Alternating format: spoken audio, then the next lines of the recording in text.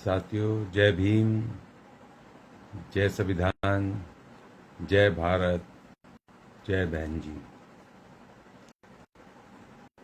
आज लाइव करना बहुत ज़रूरी था। कुछ चर्चा इसलिए भी करनी है कि कल परसों जो घटनाक्रम दिल्ली में हो रहा है, दिल्ली के मुख्यमंत्री अरविंद केजरीवाल को ईडी ने अरेस्ट किया और उसके बाद जिस तरह के खुलासे लगातार हो रहे हैं और दोनों ही राजनीतिक पार्टियां एक दूसरे के ऊपर आरोप प्रत्यारोप लगा रहे हैं, तो इससे ये ऐसा महसूस होता है कि एक पिक्चर आई थी जिसका नाम था चोर मचाए शोर। अब ये दोनों पार्टियां, चोर पार्टियां मचा रही हैं शोर। एक के ऊपर 100 करोड़ रुपए भ्रष्टाचार का इल्जाम है, रिश्वत लेने का। 136 करोड़ रुपए दिल्ली सरकार के माफ करके एक्साइज पॉलिसी के प्राइवेट कंपनियों पे, उससे 100 करोड़ घूस लेने का इल्जाम है। तो वहीं दूसरी तरफ पता चल रहा है कि वहां डिबेट चल रही है टीवी के ऊपर, और उसमें पता चल रहा है कि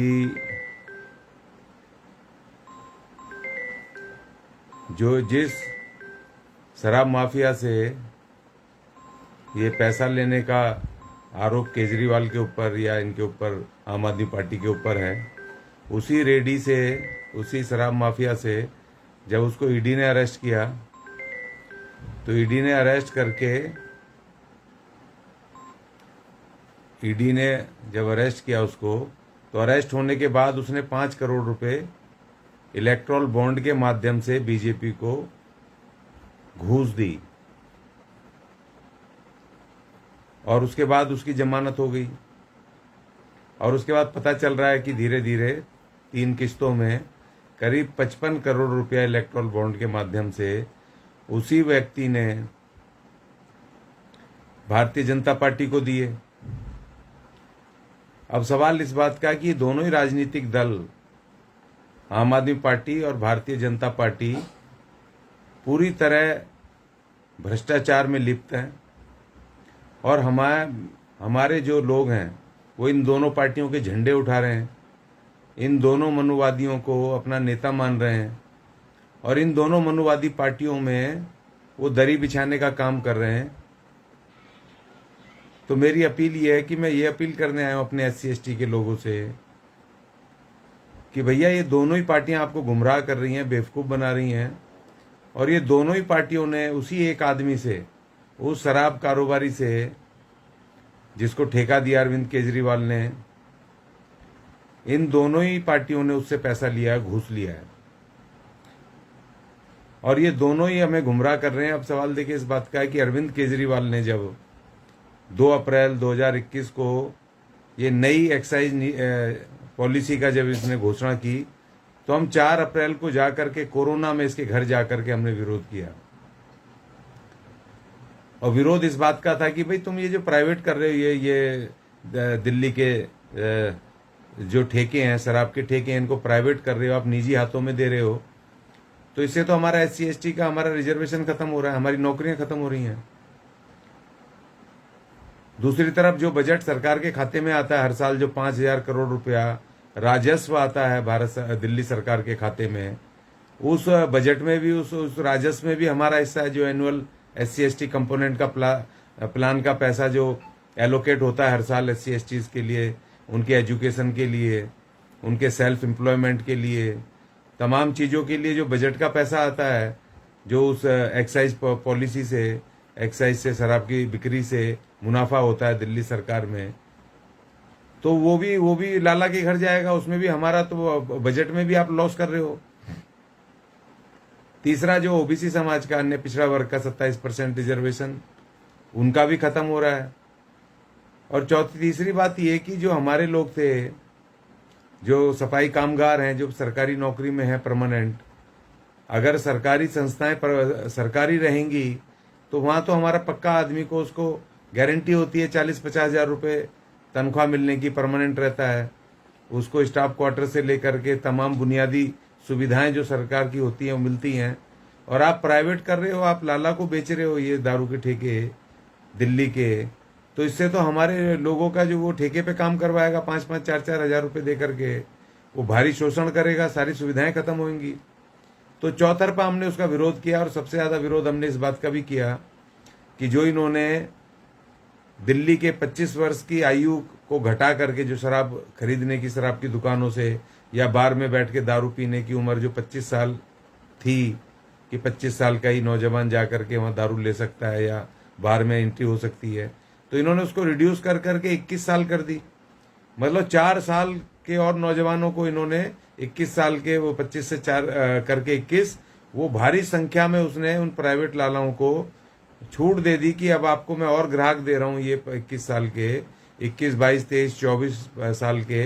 तो लाखों की संख्या बढ़ गई कि आप खूब मुनाफा कमाओ और इनको दारू पिलाओ। तो हमने इस तरह से करी। महिलाओं की सुरक्षा की बात आ गई, जब शराब पी करके जब लोग नौजवान या लोग जाएंगे तो महिलाओं की दिक्कत होगी, तो हमने उसका सवाल भी उठाया। लेकिन उन्होंने हमारे उस सारे उन विरोधों को, हमारे उस तमाम सवालों को, सुझावों को इन्होंने दरकिनार किया। और उसके बाद पता चला कि एक के साथ एक फ्री, एक दारू की पेटी के साथ एक दारू की पेटी फ्री, एक बियर की पेटी के साथ एक बियर की पेटी फ्री। ऐसा कौन सा दुनिया के अंदर ऐसी ये नई पॉलिसी लाए कि जैसे नंगा नाच हुआ शराब का दिल्ली में। और उसके बाद पता चला कि इन्होंने 136 करोड़ रुपए वो जो लाइसेंस फीस के थे, जो दिल्ली सरकार के खजाने में आने थे, वो इन्होंने गैरकानूनी तरीके से माफ कर दिए। और उसमें 100 करोड़ रुपया उन्होंने हवाला के माध्यम से गोवा में और दूसरी जगहों पर, पंजाब में या गुजरात में, वो चुनाव में लगाए। जैसा ईडी कह रही है, इल्जाम लगा रही है, उनके पास सबूत हैं, वैसा बता रहे हैं, वो सब हुआ। और अब जब गिरफ्तारी हो गई इन सारे नेताओं की, इनकी 4 नेता इनके जेल में हो गए केजरीवाल जी के साथ साथ, तो इनको जमानतें नहीं मिल रही हैं। और फिर अब पता चला कि जो अब इलेक्ट्रल बॉन्ड की जो लिस्ट आई है, तो उसमें पता चला कि जब वो रेडी कारोबारी, जब वो अरेस्ट हुआ था, जो इसका मुख्य सरगना है, ठेकेदार दारू माफिया जिसको ठेका दिया था, ब्लैक लिस्टेड है, उसके बाद भी दिया दिल्ली सरकार ने ठेका उनको, तो उससे गिरफ्तार होने के बाद 5 करोड़ के बॉन्ड भारतीय जनता पार्टी ने ले लिए अपने खाते में। और फिर जब उसकी जमानत हो गई तो उसके बाद उससे 50 करोड़ और लिए, मतलब टोटल 55 करोड़ रुपए। ये तो ऑन रिकॉर्ड है बीजेपी का तो। और ये बड़ी बेहयाई से इनके प्रवक्ता दोनों ही पार्टियों के बहुत बेहयाई से, बेशर्मी के साथ नेशनल टीवी पर बैठ करके चर्चा कर रहे हैं, बात कर रहे हैं और अपने आप को ये जस्टिफाई कर रहे हैं, अपने नेताओं को और उनको। तो ये दोनों चोर पार्टियां हैं। इन दोनों चोर पार्टियों को अब इनकी औकात बताओ। वो चुनाव आ रहा है और इन दोनों ही चोर पार्टी अर्थात चोर गठबंधन, मैं चोर गठबंधन कहूंगा इन दोनों को, क्योंकि इलेक्ट्रल बॉन्ड के माध्यम से इन्होंने उन पूंजीपतियों से, उन बेईमान पूंजीपतियों से जो कि देश की टैक्स की चोरी करते हैं, देश के गैरकानूनी तरीके से वो प्रोजेक्ट लेते हैं घूस दे करके, वो सारे गैरकानूनी तरीके अपना करके अपना धंधा चलाते हैं, उनसे इन सभी पार्टियों ने इलेक्ट्रल बॉन्ड के माध्यम से पैसा लिया है। और ये पोल खुली है सुप्रीम कोर्ट के ऑर्डर से, जो SBI ने जो लिस्ट जारी करी है कि उसमें 6,500 करोड़ रुपया सबसे ज्यादा बीजेपी ने लिया है। और उसके बाद फिर 1500 करोड़ रुपया, 1600 करोड़ रुपया ममता बनर्जी ने लिया है। और फिर कांग्रेस का नंबर है 1400 करोड़ रुपया।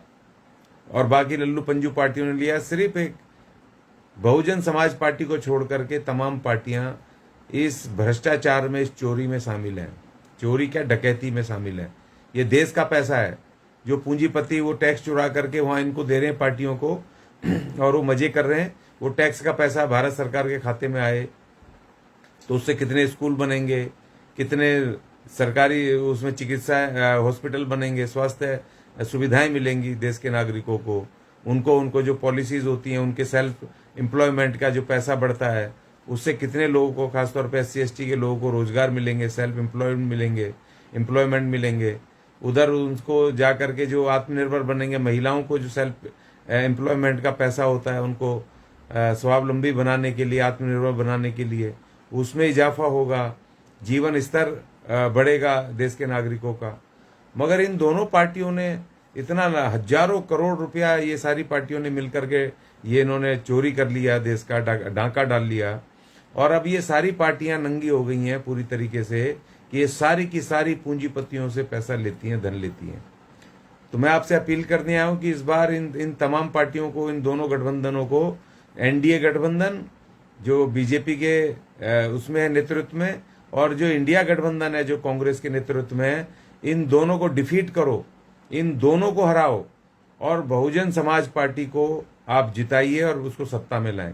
बहन कुमारी मायावती जिन्होंने इन पूंजीपतियों से एक पैसा नहीं लिया है, किसी भी तरीके से एक पैसा भी इन्होंने नहीं लिया इलेक्ट्रल बॉन्ड से, और न ही उनका कहीं पर कोई नाम है, और वो बिल्कुल पाक साफ है। इससे बहन कुमारी मायावती जी से ईमानदार आज की तारीख में देश में कोई भी लीडर नहीं है। और बहन कुमारी मायावती ने 4 बार मुख्यमंत्री रहते हुए अपनी प्रशासनिक उस क्षमता को बताया कि वो किस तरीके से काम करके और तमाम वर्गों के लिए वो काम करती हैं, लॉ एंड ऑर्डर से लेकर के एजुकेशन, हेल्थ और डेवलपमेंट, हर तरीके से वो काम करके और सभी लोगों को बराबर अधिकार देती हैं, बराबर मानती हैं।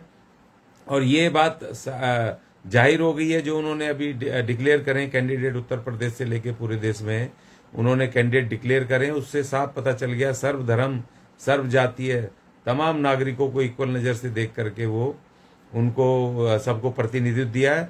और इसीलिए एकमात्र विकल्प आज की तारीख में बचा देश में, सिर्फ और सिर्फ बहुजन समाज पार्टी, अर्थात बहन कुमारी मायावती जी, उनको प्रधानमंत्री बनाने के लिए अब ये मुहिम है।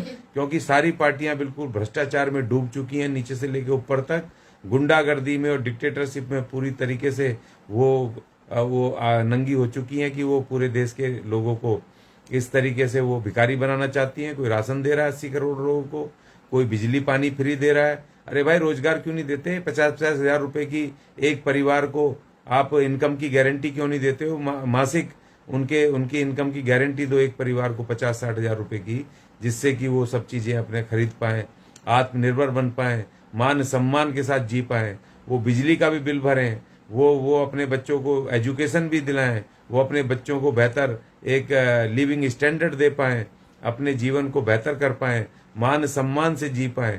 तो आप उनको ऐसा जीवन क्यों नहीं दे रहे हो? क्यों उनको खुद तो अपने करोड़ों हजारों करोड़ रुपए अपने पार्टियों के नाम पर लेकर के अय्यासी कर रहे हो, और उधर जो गरीब है उनको 5-5 किलो राशन दे करके उनको बेवकूफ बना रहे हो। उनको कह रहे हो जी हम तुम्हें ये खाना दे रहे हैं 5-5 किलो का, बिजली फ्री दे रहे हैं, पानी फ्री दे रहे हैं।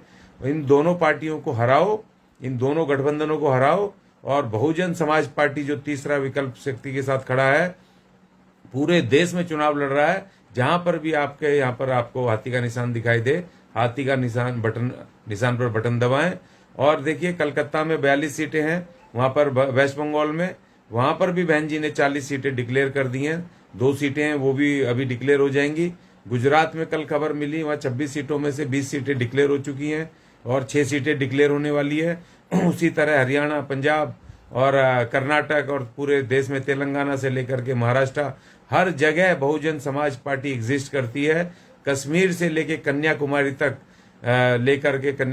तक बहुजन समाज पार्टी के कैंडिडेट लड़ रहे हैं। पार्टी चुनाव लड़ रही है पूरी मजबूती से। सिर्फ आपको इस बार बहन कुमारी मायावती जी को मौका देना है, प्रधानमंत्री बनाना है।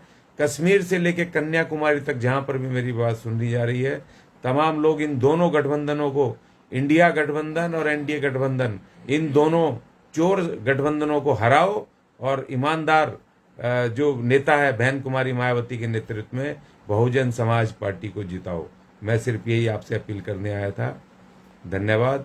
जय भीम, जय भारत, जय संविधान, जय बहन जी।